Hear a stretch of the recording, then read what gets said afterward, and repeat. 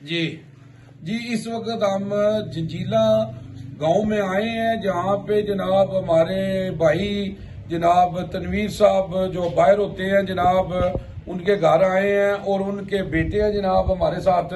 जनाब क्या नाम है जी आपका? अली हैदर साहब हैं, और उनके जनाब भाई हैं हमारे साथ उमर शहजाद साहब।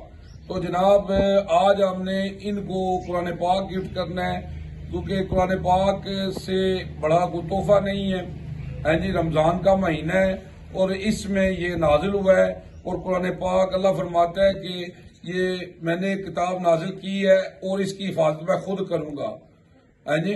तो अल्लाह इसकी हिफाजत करेगा, और अल्लाह कह रहे इसको कोई बदल नहीं सकता।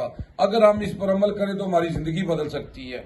मैं क्या बयान करूं रसूलुल्लाह सल्लल्लाहु अलैहि वसल्लम की शान में। अल्लाह ने सब कुछ नाजिल कर दिया कुरान में। अम्मा आयशा से किसी ने पूछा आप सल्लल्लाहु की सीरत क्या है, तो अम्मा आयशा फरमाती है कुरान कुरान।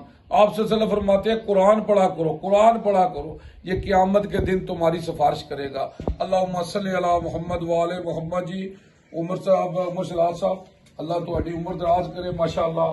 हजरत उमर रज़ियल्लाहु अन्हु ने जिस वेले इस्लाम कबूल किया है ना, ते मुसलमान छुप के नमाज पढ़ते सन। हजरत उमर ने कहा कि आओ, अगर असी सच्चे हैं तो छुपते क्यों, आओ है जी असी जरा ना मक्के च नमाज पढ़ांगे। ते हजरत उमर रज़ियल्लाहु अन्हु माशाअल्लाह है जी।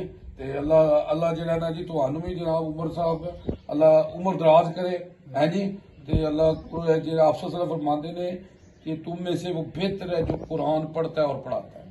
तो जनाब ये कुरान पाक आपको गिफ्ट हम दे रहे हैं, और जनाब आपने हमसे वादा करना है, इसको समझ के पढ़ना है जी। पहले आपने कितनी दफा खत्म किया कुरान पाक? नहीं, मैंने तो कुरान नहीं पढ़ा है, मेरी बीवी माशाल्लाह। हाँ माशाल्लाह जी, माशाल्लाह जी। तो बस ठीक है ना जी। तो फिर जनाब मुर्शिदा को ही पढ़ो ना, फिर ठीक है जी, है जी। तो जनाब ठीक हो गया जी। और क्या हाल है थोड़ा? ठीक हो? हाँ जी। इधर आओ जी, ऐसे हाथ रखो चलो जी। तो जनाब और जनाब ठीक हो?